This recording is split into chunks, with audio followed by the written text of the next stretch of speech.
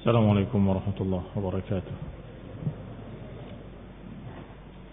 إن الحمد لله نحمده ونستعينه ونستغفره ونعوذ بالله من شرور أنفسنا ومن سيئات أعمالنا. من يهده الله فلا مضل له ومن يضلل فلا هادي له وأشهد أن لا إله إلا الله وحده لا شريك له وأشهد أن محمدا عبده ورسوله صلى الله عليه وعلى آله وأصحابه والتابعين وتابع التابعين ومن تبعهم بإحسان إلى يوم الدين.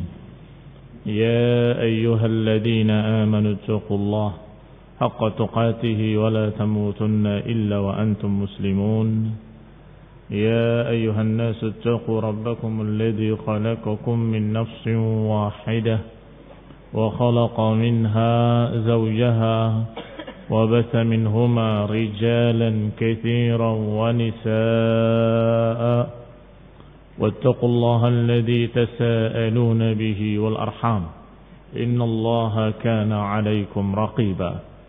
يا أيها الذين آمنوا اتقوا الله وقولوا قولا سديدا يصلح لكم أعمالكم ويغفر لكم ذنوبكم ومن يطع الله ورسوله فقد فاز فوزا عظيما.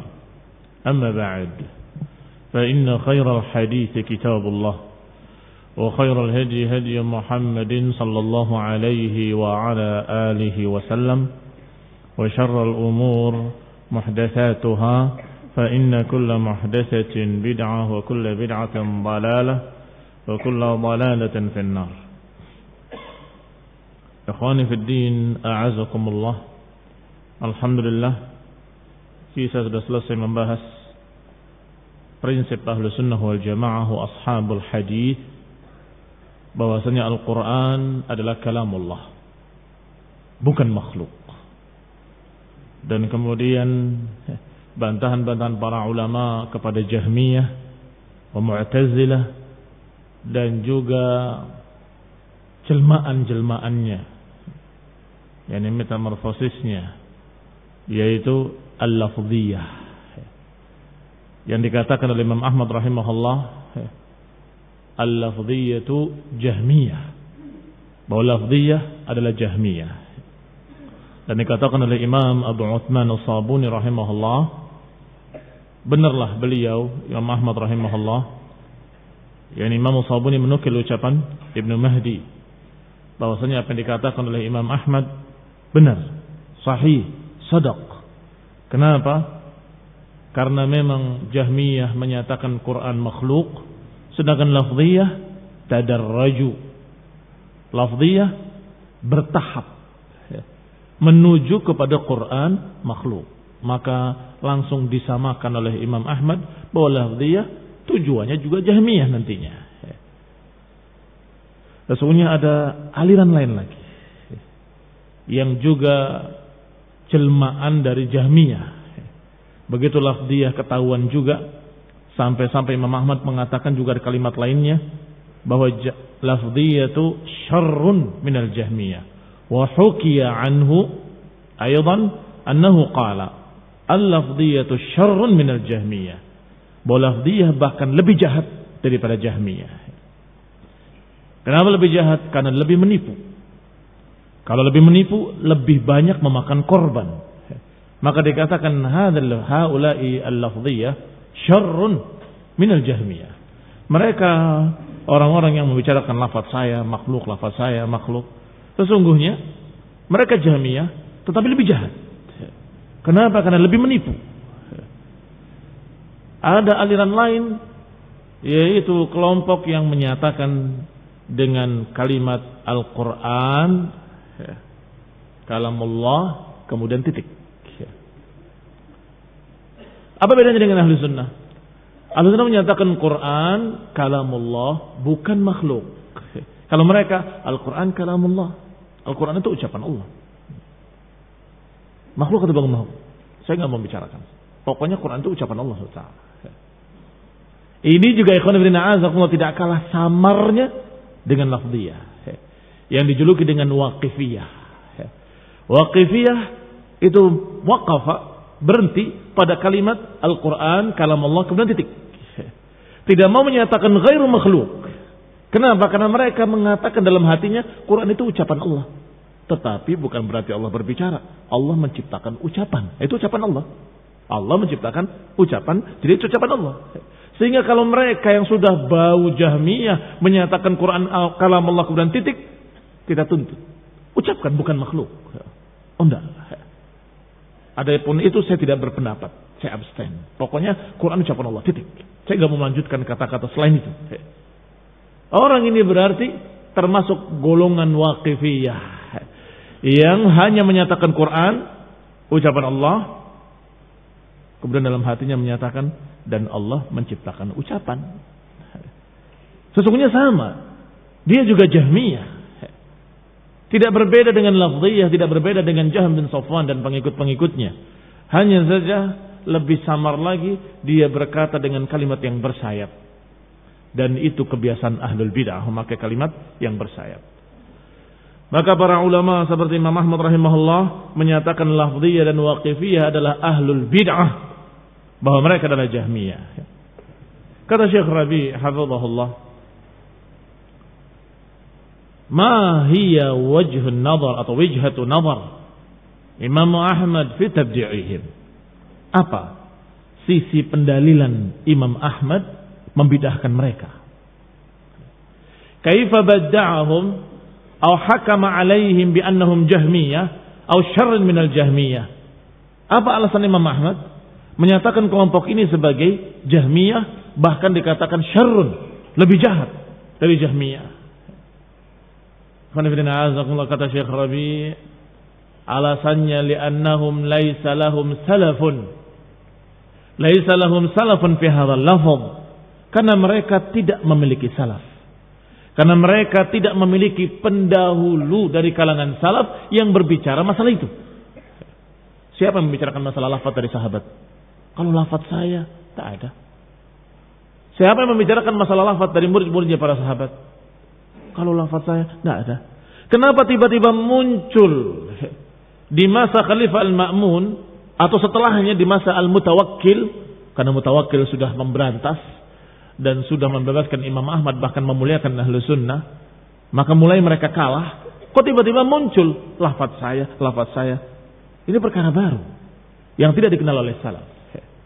Dan itu cukup sebagai alasan kalau mereka adalah ahlul bid'ah, karena apa yang mereka pegang dari usul, apa yang mereka pegang dari prinsip-prinsip batil tidak dikenal oleh salaf. Muslim yang saya hormati. Alasan ini penting. Di mana pentingnya? Karena alasan ini akan kita bisa pakai pada masalah-masalah lain. Kalau ada seseorang yang ta'silan, yang membuat satu prinsip, satu dasar, yang dasarnya prinsip itu tidak dikenal oleh salaf, enggak pernah diucapkan oleh salaf, fa'lam annahu sahibu bid'atin wa syarr. Fa'lam annahu sahibu bid'ah. Ketahuilah bahwa dia adalah sahibu bid'ah. Kemudian Syekh Rabi menyatakan, hafizahullah, wa mithlu haula'i fi hadzal 'asr. Dan yang model mereka di zaman sekarang adalah mereka ahlu jinsil amal, Haddadiyah, mengikut Al-Haddad, yang sampai-sampai dia menyatakan barang siapa yang menyatakan al-iman yazid wa yanqus, yazid bil ta'ah wa yanqus bil ma'siyah, kemudian berhenti, kemudian tidak menambah dengan kalimat yanqus hatta la yabqa syai', maka dikatakan dia adalah murji'ah, membuat ta'sil. Kita katakan, man salafuka fi hadza? Siapa salafmu? Apakah ada para ulama ahli sunnah sepanjang masa yang menyatakan kalau seseorang berkata al-iman yazid wa yanqus, yazid bil ta'ah wa yanqus bil ma'siyah, kemudian dikatakan murji'ah? Ada? Tidak ada. Kenapa? Karena Haddadiyah menuntut para ulama hendaknya menambahi kalimatnya Yanqus itu yanqus hatta la yabqa syai'. Berkurang sampai tidak tersisa sedikit pun. Kalau enggak mengatakan seperti itu berarti Murji'ah. Masya Allah, Imam Ahmad Murji'ah, Imam Bukhari Murji'ah, para masyayikh Murji'ah, ada semua Murji'ah. Menurut Haddadiyah. Demikianlah ahlu sunnah dituduh oleh mereka Haddadiyah sebagai Murji'ah dan dituduh oleh Murji'ahnya sebagai Haddadiyah. Abul Hasan al-Ma'ribi yang membuat kekacauan di Yaman dan kemudian menyebar keluar Yaman juga menyatakan bahwa para masyayikh wal ulama mereka Haddadiyun. Dikatakan para ulama Haddadiyah. Oleh Haddadiyahnya para ulama dikatakan sebagai Murji'ah.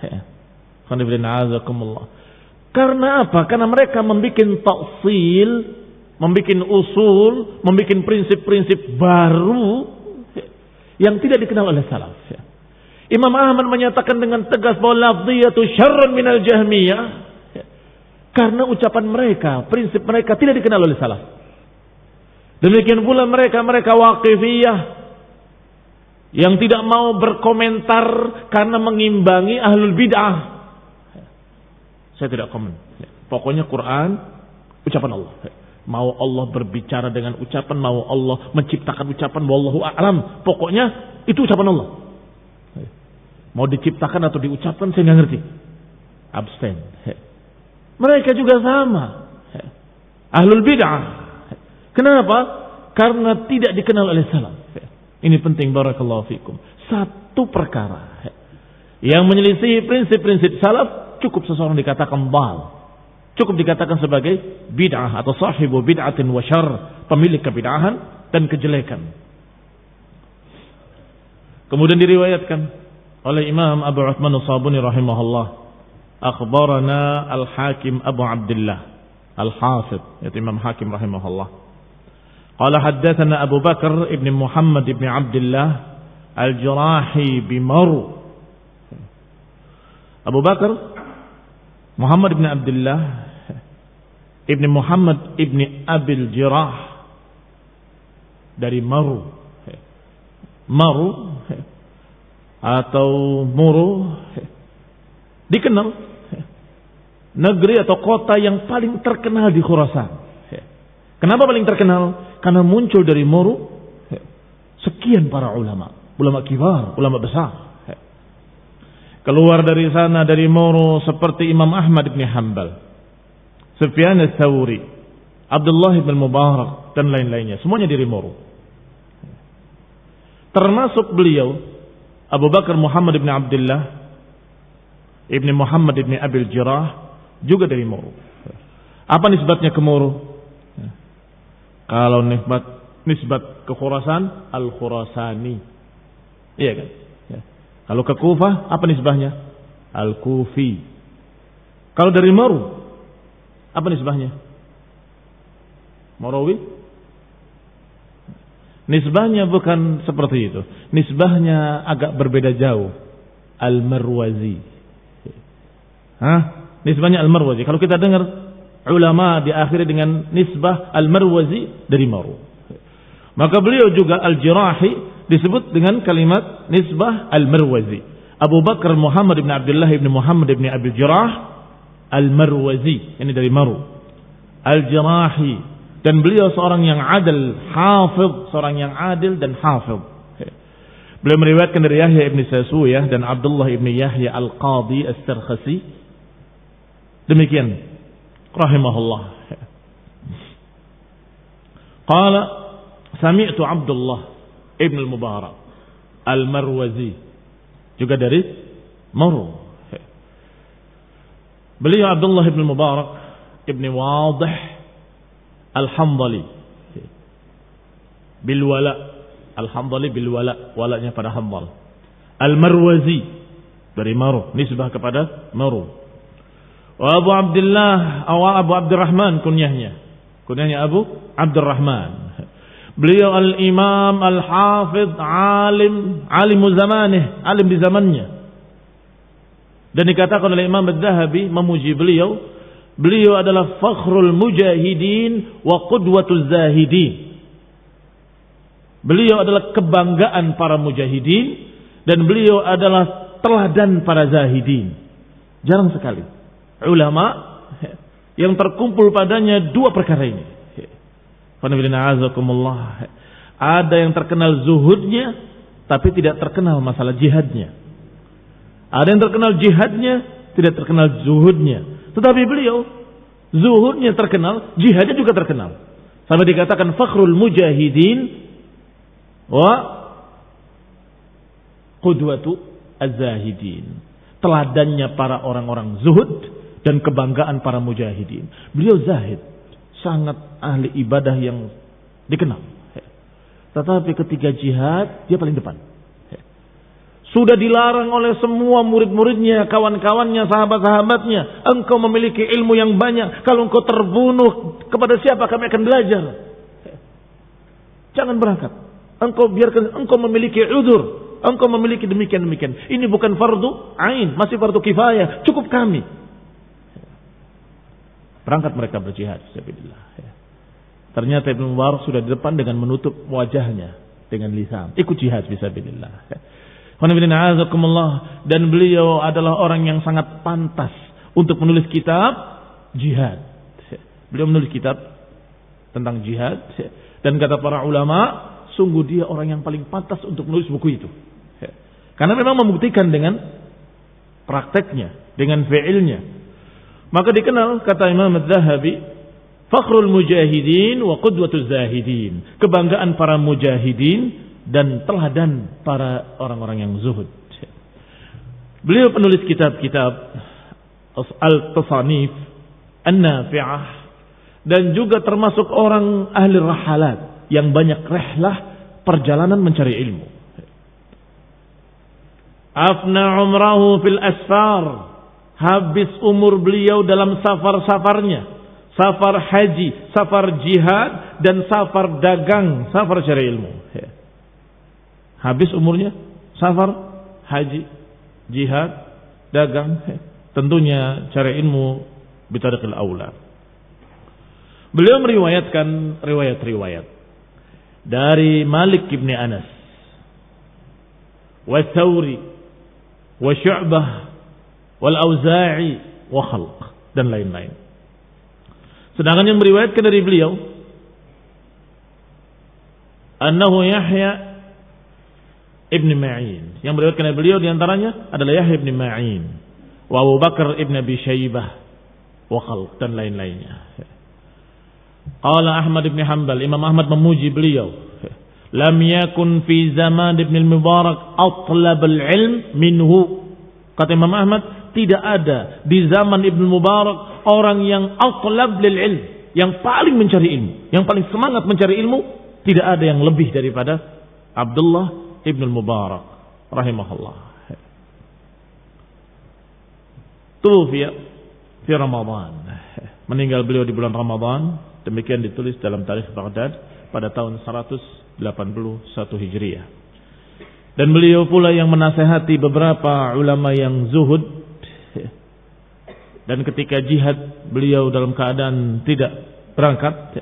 Dan itu bukan suatu yang wajib ain. Kalau wajib ain semua paham harus berangkat. Tetapi beliau menulis surat kepadanya, bahwa engkau meneteskan air mata dalam ibadahmu, sedangkan kami meneteskan air mata dan darah. Kamu berharumkan minyak wangi di masjidmu, sedangkan kami berlumuran darah dan harumnya minyak kasturi. Kan minyak kasturi dari darah. Minyak wangi kami adalah darah dan keringat dengan debu-debu jihad. Ila akhir, dalam bentuk syair. Nah, sayang sekali padahal syairnya bagus. Kalau saja saya hafal. Nah, barakallahu fikum, kembali kepada kitab. Apa kata Mubarak? Imam Az-Zahid Al-Mujahid rahimahullah, qala man kafara biharfin minal Qur'an faqad kafara bil Qur'an. Kata Abdullah Ibn Mubarak, siapa yang kafir mengingkari satu huruf dari Al-Quran, maka dia berarti mengingkari Al-Quran. Wa man qala la umin bihadzal lam faqad kafar. Siapa yang berkata aku tidak beriman dengan lam ini, maka dia kafir. Lihat ikhwan ibn a'azakumullah, ucapan alim az-zahid al-mujahid yang dikatakan atlab lil ilm fi zamanih, yang dikatakan alimun fi zamanih, qudwatul mujahidin, qudwatul zahidin, menyatakan siapa yang mengingkari satu huruf saja dari Al-Quran, maka dia kafir terhadap Al-Quran seluruhnya. Siapa yang berkata la umin bihadzal lam, aku tidak percaya dengan lam yang ini, maka berarti dia kafir. Pernah terjadi, Ibnu Mubarak rahimahullah disebutkan oleh Syekhul Islam Ibnu Taimiyah rahimahullah, dinukil dalam kitab Fusul fil Usul, dan juga dinukilkan oleh Az-Zahabi dengan sanadnya dari Ahmad bin Yunus, bahwa beliau berkata, Ahmad bin Yunus, sami'tu Ibn al-Mubarak qara'a syai'an min al-Qur'an. Aku pernah mendengar Ibn Mubarak membaca Al-Quran, membaca sesuatu dari Quran. Thumma qala, setelah membaca Al-Quran, beliau berkata, man za'ama anna hadha makhluqun faqad kafar billahi al-azim. Siapa yang mengatakan bahwa ini makhluk, bahwa Quran ini makhluk, maka dia telah kafir kepada Allah yang Maha Agung. Lihat ucapan Ibn Mubarak ketika baca Quran, merasa ini betul-betul kalamullah. Maka dia mengatakan, sungguh siapa yang berkata bahwa ini adalah ucapan makhluk atau ini adalah makhluk, maka dia kafir kepada Allah Subhanahu wa taala. Berarti bukan cuma Ibnu Khuzaimah yang menyatakan dia kafir. Yang menyatakan orang yang mengatakan Quran makhluk kafir bukan cuma Ibnu Khuzaimah, termasuk Ibnu Mubarak, ahli zuhud. Jangan dikira az-zahid, az-zuhad, orang yang zuhud itu kemudian diam, tidak menyatakan yang salah itu salah, enggak menyatakan yang bid'ah itu bid'ah, enggak menyatakan orang yang menyimpang dan kufur dikatakan menyimpang. Dia enggak berani mengatakan orang lain sesat. Kalau terbukti bahwa dia menyimpang dari jalan yang lurus, menyimpang dari sunnah, menyimpang dari salaf, mereka akan tegas menyatakan haula'i dhullal, mereka dhullal. Walaupun beliau adalah zahid, orang yang zuhud. Beda dengan zuhud-zuhudnya sufi hari ini, yang kalau zuhud kata mereka tidak boleh membicarakan orang lain, jangan mengatakan fulan kada, fulan kada. Kalau maksudnya ghibah masih dimaklumi, memang orang yang zuhud tidak akan ghibah, orang mukmin enggak akan ghibah. Tetapi yang mereka maksud tidak mengatakan si fulan mubtadi' dhal, enggak mau menyatakan yang sesat adalah sesat, enggak mau menyatakan orang yang menyimpang adalah menyimpang, enggak mau menyatakan orang yang menyatakan Quran makhluk, enggak mau dikatakan sesat atau kafir. Dikatakan dengan jagalah hati, kami enggak akan membicarakan orang lain. Kalau kita menyatakan fulan kada, hati kita akan rusak, kata mereka. Klasik yang demikian. Kebiasaan sufi-sufi yang sesat, yang zuhudnya zuhud bid'ah. Kalau mau menjadi zahidin, ikutilah qudwahnya para zuhad ahli sunnah seperti Ibnu Mubarak. Zuhudnya ahli sunnah, zuhudnya para imam ahli sunnah seperti zuhudnya Ibnu Mubarak. Dia zuhud ma'ruf. Bagaimana zuhudnya beliau? Ahli ibadah. Tetapi ketika melihat kesesatan, dia benci dengan kesesatan. Melihat penyimpangan, dia benci dengan penyimpangan. Dan yang peringatkan kaum muslimin, hati-hati dari penyimpangan-penyimpangan mereka. Dan itu termasuk dalam zuhud dan tidak bertentangan dengan zuhud. Barakallahu fikum. Intahayna, selesai dari pembahasan tentang masalah Quran kalamullah, bukan makhluk. Yang berikutnya qala al-Imam Abu Utsman As-Sabuni rahimahullah, wa ya'taqidu ashabul hadits wa yashhaduna anna Allah subhanahu fawqa sab'i samawati ala 'arsyihi mustawin. Bahwasanya Imam As-Sabuni rahimahullah menyatakan ahlul hadis, ashabul hadis mempersaksikan bahwa Allah subhanahu wa ta'ala di atas langit-langitnya yang 7, di atas arasy-Nya, maha tinggi. Kama nataqa bihi kitabuh, sebagaimana disebutkan dalam kitabnya, dalam ucapannya azza wa jal dalam surat Al-A'raf, inna rabbakumullahu alladhi khalaqas samawati wal arda fi 6 ayyamin thumma istawa 'alal 'arsy. Sesungguhnya Rabb kalian adalah yang menciptakan langit-langit dan bumi dalam 6 hari. Kemudian Dia maha tinggi di atas arasy-Nya. Demikian pula dalam surat Yunus disebutkan inna rabbakumullah alladzi khalaqas samawati wal arda fi 6 ayyamin thumma istawa 'alal 'arsy. Sesungguhnya Rabb kalian adalah Allah yang menciptakan langit-langit dan bumi dalam 6 hari, kemudian Dia maha tinggi di atas arasy-Nya. Yudabbirul amra, mengatur segala urusan. Ma min syafi'in illa min ba'di idnih, tidak ada yang bisa memberikan syafaat kecuali setelah izin darinya. Demikian pula disebutkan dalam surat Ar-Ra'd, Allahu alladzi rafa'as samawati bighairi 'amadin tarawnaha thumma istawa 'alal 'arsy. Allah yang mengangkat langit-langit tanpa tiang sebagaimana kalian lihat. Kemudian Dia maha tinggi di atas arasy-Nya. Demikian pula dalam surat Al-Furqan, Allah berfirman, "Tsumma istawa 'alal 'arsy, Ar-Rahmanu fas'al bihi khabira." Dia maha tinggi di atas arasy-Nya. Ar-Rahman, silakan tanya pada mereka yang memiliki ilmu. Dan ucapan Allah Subhanahu wa taala dalam surat As-Sajdah, "Tsumma istawa 'alal 'arsy." Dan dalam surat Taha, Ar-Rahmanu 'alal 'arsy istawa. Ar-Rahman 'alal 'arsy istawa. Ayat-ayat ini semuanya menyebutkan kalimat bahwa Allah Subhanahu wa taala istawa 'alal 'arsy. Apa makna istawa? Diriwayatkan dari salaf hanya beberapa kalimat yang semuanya tidak bertentangan. Al-'ulu wal irtifa'. Tinggi di atas. Ala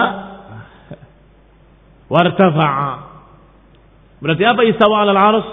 Ala 'alal 'arsy. Maha tinggi di atas arasy-Nya. Atau irtafa'a, tinggi di atas arasy-Nya. Ikhwan fillah, a'azakumullah, kaum muslimin yang saya hormati. Di sini kita melihat penjelasan Syekh Rabi hafizahullah taala tentang apa yang disebutkan oleh Imam As-Sabuni, bahwa ahli sunnah ashabul hadis semuanya sepakat. La khilafa fihim, tidak ada perselisihan di kalangan mereka bahwasanya Allah Subhanahu wa taala maha tinggi di atas arasy-Nya. Li'anna al-kitab kama alimtum fi bayani aqidati ahli al-hadis. Li'annahum a'immatul Islam wa a'immatul hadis fi kalam al-muallif hum a'immatul fiqh min as-sahaba wat tabi'in. Ashabul hadis yang dimaksud oleh penulis, oleh Imam As-Sabuni, kata Syekh Rabi, sebagaimana kalian tahu, adalah ahlul hadis, para imam-imam kaum muslimin, para tokoh-tokoh panutan kaum muslimin. Dari mereka ulama ahlul hadis, ataupun para fuqaha, ataupun para ulama dari kalangan para sahabat, para tabi'in. Jangan dikira itu ahli hadis saja, bukan ahli fiqh. Hati-hati. Sebab ada yang mulai membeda-bedakan. Itu kan ucapannya ahlul hadis. Kalau ahli fiqh berbeda, nanti ahli tafsir berbeda lagi. Seseorang nggak bisa dikatakan faqih, ahli fiqh kalau nggak ngerti hadis. Sebagaimana seseorang nggak bisa dikatakan ahli tafsir kalau nggak ahli hadis. Mafhum? Kenapa demikian?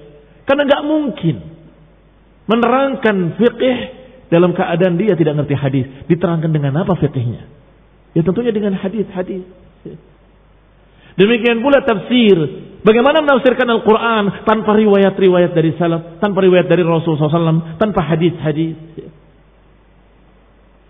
Padahal imam para mufassirin Ibnu Katsir rahimahullah menyatakan man fassara bi ra'yihi faqad akhta walau asab. Siapa yang menafsirkan dengan ra'yunya dia telah salah walaupun kebetulan tepat. Telah salah.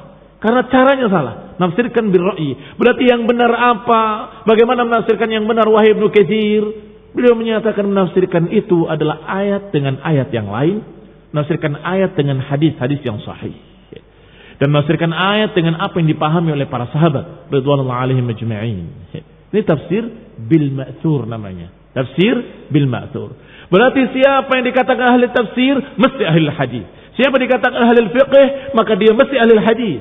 Sehingga dikatakan ashabul hadis oleh Imam Sabuni adalah seluruh para ulama, para fuqaha, para mufassirun dari kalangan sahabat dan tabi'un dan juga para tabi'it tabi'un. Disebutkan oleh beliau, oleh Syekh Rabi hafizahullah, wala yaqsid ahli al-istilah bima'na anna ahli al-hadis yughayyiruna ahli al-fiqh.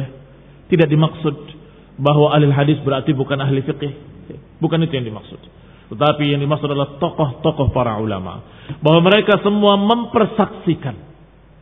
Artinya ya'taqidun aqidatan wa syahadatan. Meyakini dengan keyakinan yang dipersaksikan oleh mereka. Wa ya'taqidu dzalika fi qararati anfusihim. Mereka meyakininya dan mengikrarkannya. Itu makna yashhadun. Karena syahidah itu harus diiringi dengan keyakinan dan ikrar. Kalau meyakini tapi nggak mengikrarkan, tidak dikatakan syahidah. Atau mengikrarkan tapi tidak yakin, juga bukan syahidah. Yang namanya syahidah adalah dia mengikrarkannya yuqirrun dan juga ya'taqidun. Dan mereka benar. Shadaqa Imam Sabuni. Bahwa mereka benar-benar mengikrarkannya dalam buku-buku mereka. Kita kenal Imam Bukhari, Ahlul Hadis, bukunya yang kita kenal kitab hadis. Ternyata beliau memiliki kitab dalam masalah-masalah akidah, dalam masalah-masalah prinsip-prinsip sunnah, usulul sunnah. Dia memiliki kitab Khalqu Af'alil Ibad, penciptaan perbuatan hamba, yang isinya masalah takdir. Dan dia memiliki rudud, bantahan-bantahan terhadap ahlul bid'ah. Jangan dikira yang beliau tulis cuma sahihnya saja. Beliau juga menulis bantahan-bantahan terhadap ahlul bid'ah. Demikian pula hadis wala haraj. Sebutkan gak perlu ragu. Semua para ulama memiliki kitab rudud, bantahan terhadap ahlul bid'ah wa dhalalah. Dengan prinsip-prinsip sunnah. Ini menunjukkan kalau mereka qarraru, yashhadun, mempersaksikan dengan keyakinannya dan diikrarkan dalam buku-buku mereka, tulisan-tulisan mereka, ucapan-ucapan mereka. Di antara yang mereka ikrarkan adalah bahwa Allah Subhanahu wa taala fawqa sab'a samawatihi, bahwa Allah di atas 7 lapis langitnya, di atas arasy-Nya, maha tinggi. Fil 'uluwi wa laisa fil ardi. Allah bukan di bumi, Allah bukan di dunia, Allah bukan di sini, tapi Allah Subhanahu wa taala di atas arasy-Nya, maha tinggi, di atas seluruh makhluk-makhluknya. Fi ayyi makanin, kama, tidak seperti ucapan Jahmiyah yang menyatakan fi ayyi makan. Tidak seperti ucapan Jahmiyah yang menyatakan Allah fi kulli makan wa ma'a kulli syai', bersama setiap sesuatu, di setiap sesuatu. Qabbahallah, semoga Allah memburukkan Jahmiyah. Maka Allah Subhanahu wa taala maha tinggi di atas arasy-Nya sesuai dengan berita dari Allah, dengan ucapannya di dalam kitabnya. Yakni laisa min uqulihim, yakni menyatakan bahwa Allah Subhanahu wa taala di atas arasy-Nya bukan dari akal-akal para ulama, bukan dari pikiran mereka. Innama qalu hadza istimdadan min kitabillah. Sesungguhnya mereka berbicara seperti itu. Para ulama menyatakan Allah di atas arasy-Nya maha tinggi adalah dari kitab Allah dan dari sunnah Rasulnya sallallahu alaihi wa ala alihi wasallam. Wal fitrah yu'ayyidu dzalik. Sedangkan fitrah mendukungnya. Dalil-dalil sudah sangat banyak. Fitrah juga mendukung. Sampai ada seseorang yang tadinya dia Asy'ari, yang tadinya dia adalah seorang yang sesat, tetapi ketika ditanya oleh seseorang, disampaikan padanya. Bagaimana? Kami bisa menjawab wahai Syekh, karena Syekh mengatakan Allah tidak di mana-mana. Kalau gitu, tolong terangkan pada kami wahai Syekh, wahai guruku. Tolong terangkan padaku. Kenapa fitrahku itu kalau menyatakan ya Rabb mesti aku menengadah. Padahal aku tidak merencanakannya. Tiba-tiba ya Allah mesti kepalaku naik ke atas. Bagaimana aku menjawab masalah ini? Kata orang tadi, ikut bingung syekhnya. Hayyaranil hamadani, hayyarani. Sungguh dia membingungkan aku, sungguh dia membingungkan aku. Sampai suatu saat dia pun taubat dan menyatakan sungguh pertanyaan al-hamadani terus berngiang di kepalaku. Kenapa? Kok tiba-tiba kalau mengatakan ya Rabb mesti ke atas? Secara fitrah, nggak ada yang ya Allah ke bawah gitu, nggak ada. Iya kan? Atau ke samping ya Allah begitu, nggak ada. Mesti ke atas, ya Rabb, ya Allah. Ini fitrah yang tidak bisa dibantah oleh siapapun. Maka dikatakan dalil-dalil sangat banyak. Wa yu'ayyiduhu fitrah. Wa tu'ayyiduhu al-fitrah. Wal aql yu'ayyidu dhalik. Akal pun mendukung. Selain fitrah, akal pun mendukung. Bagaimana? Id'ulu Allah fattarallahu alaihi al-khalq wal hayawanat. Ketinggian Allah Subhanahu wa taala itu sudah fitrah yang dipahami oleh semua manusia, bahkan semua makhluk. Fatajid at-tifl idza sa'alathu aina Allah. Kalau kamu tanya pada anak kecil di mana Allah, maka dia menyatakan di sana. Tangannya ke langit. Wa idza nazalatis shiddah bi insanin, kalau seseorang mendapatkan problem yang dahsyat, kesusahan, musliman atau kafiran, muslim atau kafir, lihat bagaimana dia mengharap kepada Tuhannya, ke atas apa ke bawah? Ke atas. Agama apapun mesti menyatakan ke atas dengan oh my God, wahai Tuhanku. Itu fitrah. Alladhi biyadihi kashfal kurub. Karena mereka secara fitrah tahu bahwa Allah Subhanahu wa taala sepantasnya untuk memiliki tempat yang maha tinggi, sepantasnya. Apa yang di kalangan makhluk sebagai suatu yang mulia, maka Allah lebih-lebih lagi. Maka Allah lebih-lebih lagi. Namanya qisul aula. Maka manusia yang buta dan manusia yang melihat, mana yang lebih mulia, mana yang lebih sempurna? Yang melihat. Maka Allah lebih melihat lagi, lebih sempurna penglihatannya. Manusia yang mendengar dengan manusia yang tuli, mana yang lebih sempurna? Ya tentunya manusia yang mendengar, maka Allah lebih sempurna lagi pendengarannya, maha mendengar. Demikian pula manusia yang bisa berbicara dan manusia yang bisu, mana yang lebih sempurna? Yang berbicara. Maka Allah lebih sempurna lagi, tidak sama dengan makhluknya. Pembicaraan Allah atau kalam Allah lebih sempurna sesuai dengan keagungannya dan ketinggiannya. Demikian pula ketika kita berbicara, kenapa orang-orang yang ingin dimuliakan duduknya di tempat tinggi? Iya kan? Penguasa, presiden paling tinggi di atas, yang lain di bawah semua. Kenapa demikian? Karena mereka tahu tinggi itu tempat kemuliaan. Maka tentunya Allah lebih-lebih lagi. Allah maha tinggi di atas seluruh makhluk-makhluknya. Di atas seluruh makhluk-makhluknya yang di dunia. Di atas langit yang pertama, di atas langit yang kedua, di atas yang ketiga, di atas yang paling tingginya. Yaitu 7 lapis langit yang paling atas. Langit yang ketujuh. Di atasnya lagi ada arus. Di atasnya Allah Subhanahu wa taala maha tinggi di atas seluruh makhluk-makhluknya. Wa laisa fawqahu syai'. Dan tidak ada di atas Allah sesuatu apapun. Hadhil ayah al-azimah. Ayat-ayat yang dibawakan oleh Imam As-Sabuni rahimahullah, inna rabbakumullahu alladhi khalaqas samawati wal arda fi 6 ayyamin thumma istawa 'ala al-'arsh yudabbiru al-amra ma min syafi'in illa min ba'di idnih. Hadhil ayah 'azimah. Ini ayat yang sangat agung. Jiddan. Fiha, di dalamnya ada berita annallaha tabaraka wa ta'ala huwa rabbu hadzal kaun, menghabarkan bahwa Allah pencipta semua alam semesta. langit-langit dan bumi. Wa annahu huwa alladhi khalaqa as-samawati wal arda, yang mengkabarkan bahwa Allah Subhanahu wa taala Rabb kulli syai'in wa malikuh, Allah penguasanya, dan Allah khaliqu kulli syai', dan Allah penciptanya. La syarika lahu, enggak ada sekutu baginya dalam masalah penciptaan langit dan bumi dan dalam segala hal. La fi khalqihi wa la fi tadbirih, tidak dalam penciptaannya, tidak dalam pengaturannya, Allah sendiri tiada sekutu baginya. Fahadha huwa rabbukum, inilah Rabb kalian, kata Allah. Inna rabbakum, sesungguhnya Rabb kalian adalah yang menciptakan langit dan bumi dan mengaturnya. Huwallazi hadha sya'nuhu wa hadhihi sifatuhu wa hadhihi af'aluh. Dialah Allah yang keadaannya seperti itu, sifatnya seperti itu, perbuatan-perbuatannya seperti itu yang disebutkan dalam ayat ini. Menciptakan, mengatur.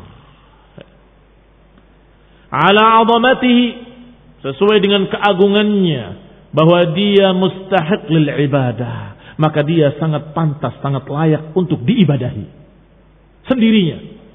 Karena dia khalaqas samawati wal arda fi 6 ayyam, karena menciptakan langit dan bumi dalam 6 hari. Walau sya'an yakhluqaha bi kalimatin wahidah la hasalat, dan kalaupun Allah mau menciptakannya dengan sekejap saja, dengan satu kalimat saja, kun, jadilah, maka jadilah semua langit-langit dan semua bumi. Tetapi Allah Subhanahu wa taala menginginkan hikmah. Kalau saja Allah Subhanahu wa taala menghendaki untuk menciptakannya dengan satu kalimat saja, sekejap mata saja, fi adna min lahzah, bahkan lebih cepat dari sekejap mata, bisa bagi Allah. Wa huwa ala kulli syai'in qadir. Walakin li hikmatin la ya'lamuha, tetapi karena hikmah yang Allah kehendaki yang kita tidak ketahui, apa hikmah di balik itu? Kecuali Allah sendiri yang tahu. Maka Allah menciptakannya dengan bertahap sampai 6 hari. Kama qala fil ayatil ukhra, sebagaimana Allah katakan di ayat lain, "Tsumma stawa ila as-samaa'i wa hiya dukhanun faqala laha walil ard i'tiya taw'an aw karha qalata atayna ta'i'in." Dalam ayat lain disebutkan, kata Allah, "Tsumma stawa ila as-sama'." Kemudian dia maha tinggi di atas langit-langitnya. Wahiyya dukhanun, dan dia asap, bentuknya asap.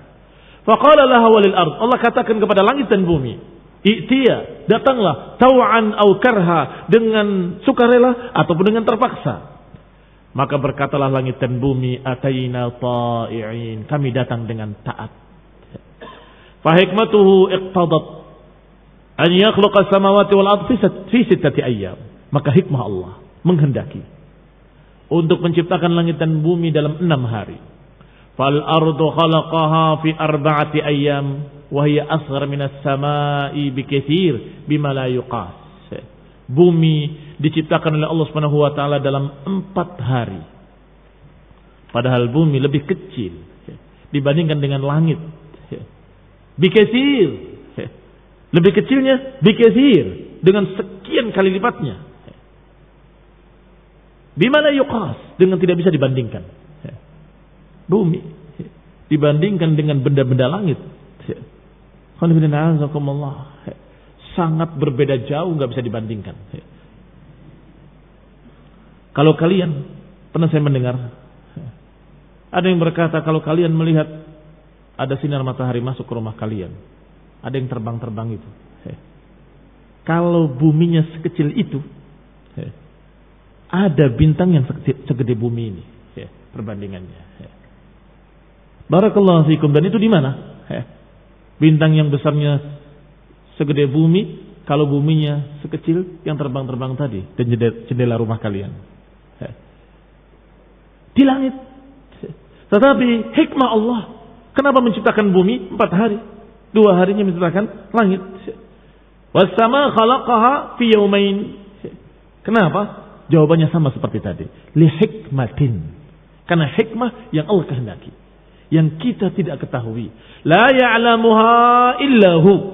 Tidak ada yang mengetahuinya kecuali Dia. Demikian pula berita, tsumma stawa 'alal 'arsy. Kemudian Allah Maha tinggi di atas 'arsy-Nya. Wasafa nafsahu bihadzal fi'l. Allah Subhanahu wa taala menyifati dirinya dengan perbuatannya, dengan fi'ilnya, yaitu beliau tinggi di atas arsy, atau dia Allah Subhanahu wa taala di atas arsy-Nya. Ba'da khalqis samawati wal ard, dengan maha tinggi di atas arsy setelah menciptakan langit-langit dan bumi. Wa huwa qad khalaqal arsya qabla samawati bi ulufis sinin. Subhanahu wa ta'ala. Maha suci Allah lagi maha tinggi. Maha suci Allah lagi maha tinggi. Huwa qad khalaqal arsy. Dia Allah telah menciptakan arsy sebelum langit-langit dan bumi. Bi'ulufi sinin, ribuan tahun sebelum menciptakan langit-langit dan bumi, Allah sudah menciptakan arsy-Nya. Falamma tahdits fi surat Hud an khalqis samawati wal ard, maka setelah terjadi sebagaimana dikhabarkan dalam surat Hud, penciptaan langit-langit dan bumi, Allah katakan wa kana arshuhu 'alal ma'. Berbicara tentang penciptaan langit dan bumi, kemudian dikatakan dan arsy-Nya di atas air. Artinya sudah ada, sudah diciptakan. Yani kana khalquhu lis samawati wal ard wa arshuhu makhluqun. Yani ketika Allah menciptakan langit dan bumi, arsy-Nya sudah diciptakan. Mawjudun 'alal ma, sudah ada di atas air. Fal arsyu mawjudun qabla khalqis samawati wal ard. Maka arsy sudah ada di atas air sebelum penciptaan langit-langit dan bumi. Khalaqahu Allahu qabla khalqis samawati wal ard. Allah ciptakan sebelum penciptaan langit dan bumi. Tsumma lam ya'ti hadzal fi'l yani istiwa'uhu 'alal 'arsy illa ba'da khalqis samawati wal ard. Hadza min af'alihi, dan tidaklah dikatakan istawa dengan kalimat tsumma istawa kemudian istawa, berarti berita istawanya adalah setelah penciptaan langit-langit dan bumi. Hadza min af'alihi. Ini dari af'alnya Allah. Perbuatan-perbuatan Allah al-ikhtiyariyah. Dan semua af'alullah al-ikhtiyariyah. Apa al-ikhtiyariyah? Berkait dengan kehendak. Berkait dengan kehendak. Yang namanya af'alullah, fi'il Allah, perbuatan-perbuatan Allah berkait dengan kehendak. Maka semuanya disifati dengan al-ikhtiyariyah. Insya'a fa'alahu wa illam yasha' lam yaf'al. Maknanya ikhtiyariyah, kalau Allah berkehendak Allah kerjakan, Allah perbuat. Kalau Allah tidak berkehendak Allah tidak perbuat. Allah enggak berkehendak. Baik, ini barakallahu fikum namanya af'al ikhtiyariyah. Dan kata Syekh Rabi hafizahullah, wa kullu af'alihi ikhtiyariyah, dan semua perbuatan-perbuatan Allah ikhtiyariyah. Beda dengan af'alul makhluqat. Beda dengan perbuatan-perbuatan makhluk. Ada yang ikhtiyariyah, ada yang enggak. Ikhtiyariyah itu kehendak kamu. Ada yang enggak. Apa yang enggak? Yang tanpa kamu kehendaki kamu berbuat. Mungkin apa enggak mungkin? Hah?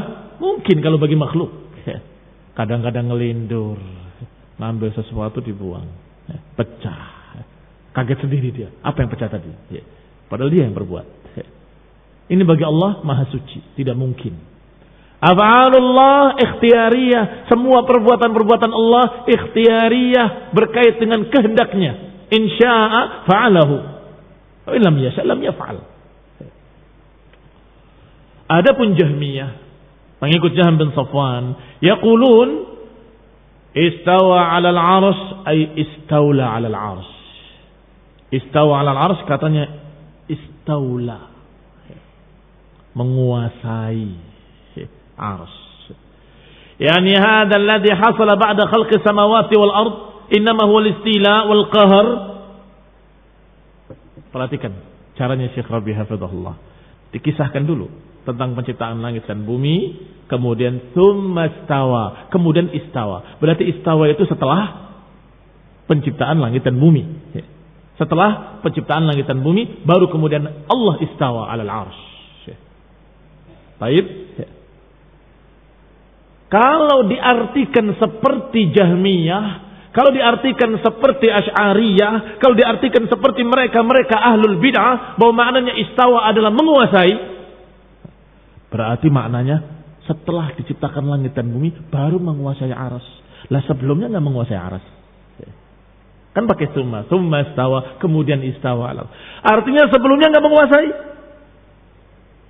Dan ini tuduhan kepada Allah dengan tuduhan yang tidak pantas. La yaliqu bi jalalihi wa 'azamatihi. Tidak pantas untuk Allah yang maha agung dan maha besar, yang maha mulia. Allah istaula ala jami'il makhluqat. Allah menguasai seluruh makhluk-makhluknya abadan wa azalan. Allah menguasai makhluk-makhluknya sejak awalnya sampai akhirnya. Tidak pernah Allah Subhanahu wa taala tidak menguasainya. Selalu istaula. Iya kan? Tetapi ini barakallahu fiik, pahami ayatnya. Khalaqas samawati wal arda fi sittati ayyamin tsumma istawa. Menciptakan langit dan bumi dalam 6 hari, kemudian istawa. Kalau dikatakan istaula, apakah tadinya tidak istaula? Tapi kalau istawa dikatakan irtifa, maka bisa dipaham. Tadinya tidak ada langit dan bumi. Tetapi setelah ada langit dan bumi, Allah Subhanahu wa taala maha tinggi di atas arasy-Nya, di atas langit, di atas bumi. Menunjukkan kepada makhluk-makhluknya uluwahu subhanahu wa ta'ala. Menunjukkan pada seluruh makhluknya ketinggian Allah, kemuliaan Allah. Uluwul dzat, uluwul qahr. Zatnya maha tinggi, kedudukannya juga maha tinggi, subhanahu wa ta'ala. Faqauluhum rudda alaihim. Maka ucapan mereka Jahmiyah dan sejenisnya, dan pecahan-pecahannya, dan antek-anteknya, dan metaforposisnya, dan jelmaan-jelmaannya dengan pakaian-pakaian barunya, mereka semua terbantah dengan sekian bantahan. InsyaAllah kita akan bahas bantahan-bantahannya pada mereka satu persatu, poin-poinnya biidznillah ta'ala.